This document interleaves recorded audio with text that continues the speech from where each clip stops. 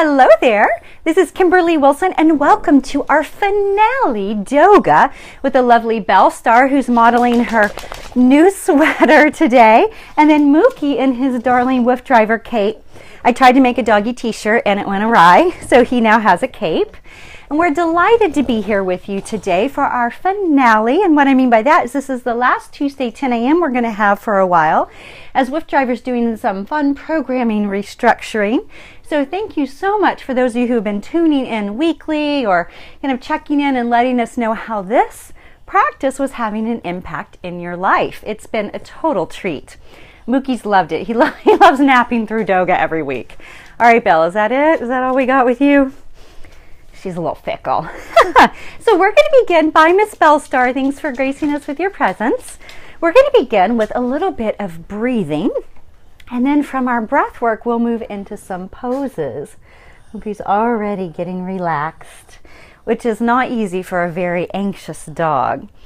Oh, and hopefully you can see the fire. It's been so warm since we've been doing our sessions that we haven't been able to do a fire, so this is such a treat to have it with you today. To begin, I like to grab my lavender oil and share a little dose with Mookie as he turns away. Here you go, Mook Mook. So lavender oil, again, nice and relaxing, so you can place it on your wrists.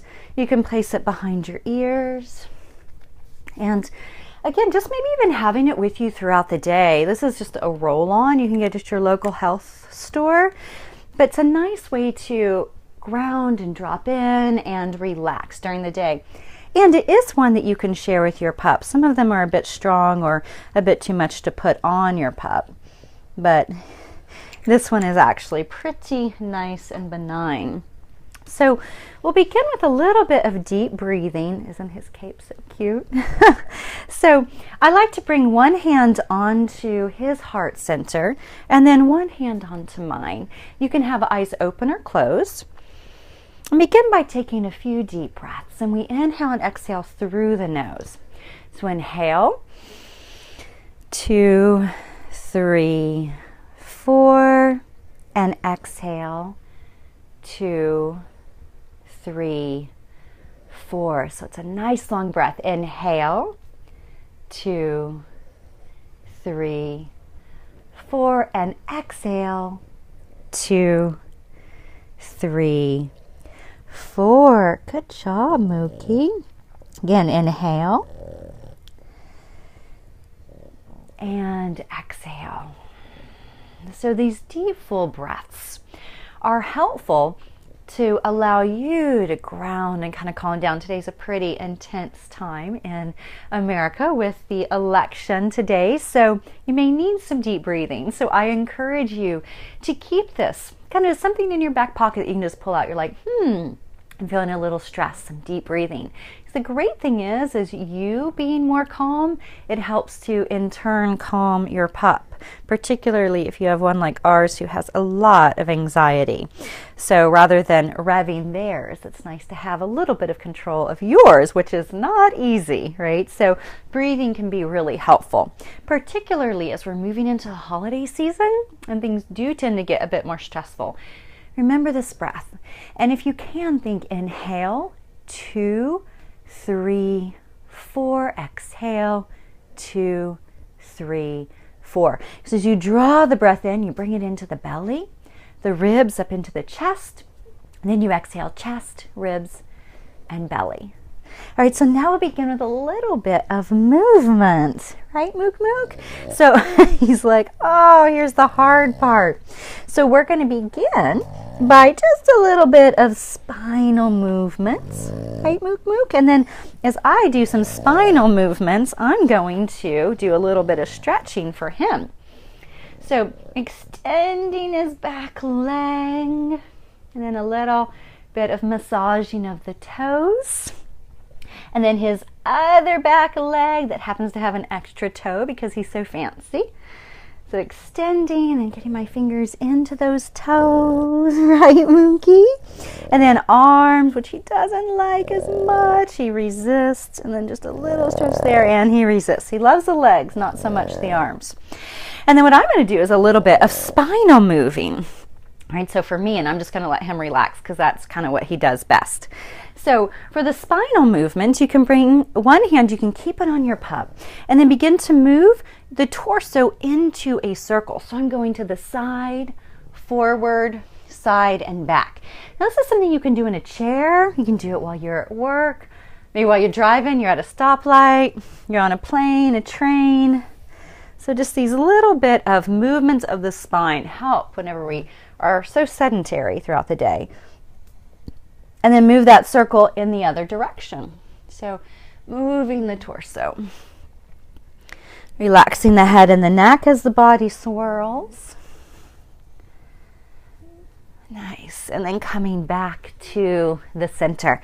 So I'm going to release a hand from him just for a moment so I can reach both arms up. And then side bend over to my right. And then back up. And then I'm going to side bend over to my left.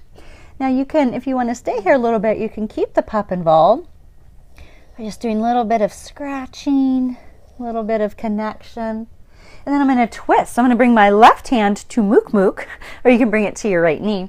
And then the right arm behind you, inhale, tall spine. So reach to the crown of your head.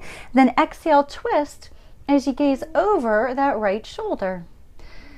And inhale, tall spine. Exhale, twist. Inhale, back to the center. Let's try the other side. So right hand to your pup or your knee, and then left hand behind you.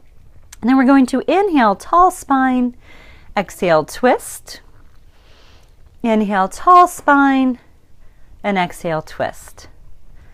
And then back to the center. And a little forward bend and back bend. And then we're going to come up onto our hands and knees here into table pose. All right, so I'm going to turn and face in the opposite direction of forward, right? So that I can get a little horizontal along the fireplace, which is cozy, and then I get to stay on my mat. So it also gives you a nice view of kind of the side of the body with this pose. And Mookie's showing his side view too. So with this pose, it's called table. So coming onto your hands and your knees, if you have any props or whatever, you can just set them to the side, and props are nice to offer a little bit of additional support. Now, to keep him involved, Mook Mook, I'm just gonna squeeze right on in. Yes. And then I'm gonna come onto hands and knees again, into table pose. And I'm going to exhale, curve the spine, drop my chin to my chest. And then inhale, lift through the heart center. And then lift those hips also. Exhale, curve. So think Halloween cat. And then inhale, heart center lifts. Nice again. Exhale and curve. And then inhale, neutral spine. So we're going to come up into the pose that you see a lot in yoga, downward facing dog. Now this is a pose that you probably also see your dog doing in the morning or after their many, many naps. They have such an exhausting life. And so for downward facing dog, I'm going to scooch in just a little bit. Sorry to crowd you, Mookie. And hands come under shoulders, knees a couple of inches behind the hips. Curl your toes under, hi sweetie, and then lift those hips up and back. So, what you're wanting to do here is make an inverted V with the body. So if you find that you're more like this, you may want to bend your knees, pull those hips back, right, so you have a nice straight spine, and then release the head, right, Mook Mook? And then from here, you can bend those knees, shake your head, yes and no, hi sweetie. And if you have cats or dogs, you probably notice they are drawn to your yoga mat. As soon as it comes out, they get on it. And then reach, reach, reach those hips, and then drop your knees. You got to watch out for your dog, particularly if you have a nice long one. And then giving them a little scratch, because, you know, clearly he worked really, really hard there. So downward facing dog, right? So down dog, those hips are up in the air. And as you see, it's a lot of effort. Now, you could also do the pose and just stay right here in your table and work there instead, okay? Because that might be a little too much. We're going to try that pose once more. And I'm going to bring my hands forward some, curl those toes under, and then pull my hips back. So I'm just going to adjust so that I can keep my head up near his. Right, Mookie? Can you see? He likes to gaze out. And then again, pedal feet, shake the head. Then if you'd like, maybe lifting one leg up. Now if you are here, if this is where your edge is, then you can lift one leg up also. Right, Mookie? Otherwise, you're going to stay in your down dog and lift one leg. Right, so this is a three-legged dog. Release, and then we'll try the other side. Now if you need a breather in between, come on down into table. You can take a rest. And you may remember last week we did child's pose. And we did child's pose on our pups, right, Mook? So if you want to do that, child's pose, you drop your hips to your heels, and then you rest here. So you can just rest your head on their chest, or if they're on their side or on their belly, you'd rest it on your back, on their back. And this is child's pose. Okay, so we're going to do the other side. I'm going to come right back up. Excuse me, Mookie. I know, hello, sweetie. I know, it's exhausting. It's exhausting. All right, and then we're going to lift the other leg. So lift that left leg, reach, reach, reach. Three-legged dog. And release that left leg. And then drop those knees down. Again, you got to watch out for your pup. And return once again to table pose. Again, hands and knees. Good job. Nice job, Mookie. So now I'm going to sit down, move the plant out of the way, and then come into a wide leg straddle. So the wide leg straddle is nice because you can keep your dog kind of just resting here. Right, Mookie? And you can draw those feet in. Hi, sweetie. How's that? Yes. He talks a lot. So here, flexing the feet, sitting up nice and tall. Now here's where the block would come in handy. If you find that the lower back is rounding, you could sit on the edge of a block, right? Could also support your pup with it. Maybe he needs a little extra support there. How's that, Mookie? So props can also be helpful for your pup. And then here, I'm going to walk my hands forward.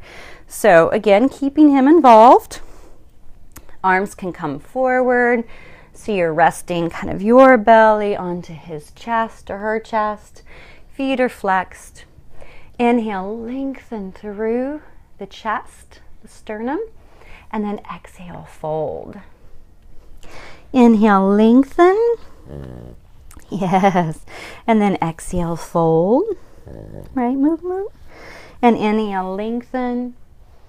And exhale, fold. So we're going to do a side bend. So dropping that right arm, lift this left arm up and over. And again, staying connected. Twisting open, breathing. And then back up, and then other side. So drop that left arm, right arm up and over, breathing. And back up. Nice, very nice. And then we're going to lift him. So I'm going to move this block, move his support, lift him, and draw my feet together. Now, if you have a beverage nearby, I always like to practice with a beverage. So I've got some Moroccan mint green tea. So feel free to take a sip. You want to stay nice and hydrated as you practice, and particularly as the weather gets cooler, things tend to get a bit drier. All right, so from here, what I've done here is I've simply drawn my feet closer together, and this gives him a nice little resting. He's nice and supported. It's like a little recliner, his lazy boy. So here, I'm going to do a little bit of stretching for him too. All right, so I mentioned earlier he doesn't like the arms as much, so we'll see if I can do a leg and an arm at the same time. So we've got one leg, one arm, opposites. Good boy. And then we'll do the other side. Very nice. He's more relaxed now, so he'll let me. Okay, let's see. Are you exhausted, Mookie? Like, this Doga stuff is hard work, right? And then one more. What do you think? Yes, good job. He does not like that arm as much. Very nice. So again, the great thing with Doga, it's not so much about getting your dog into yoga poses. I mean, Mookie barely comes on command, so he's definitely not going to do down dog on command. Pigeon pose, do child. He'll just look at me and then go take a nap someplace. So the idea with Doga is really to give yourself the opportunity to bond with your dog in a way that goes beyond your traditional walks and feedings, right? So those are lovely too, and of course very important. But the great thing about Doga is it allows you to have a connection with your dog on a level that is just a little bit beyond the typical. And the great thing about it is too, is it can help to relax not only your pup, but also you. So I want to say a big thank you for joining us over these past few weeks.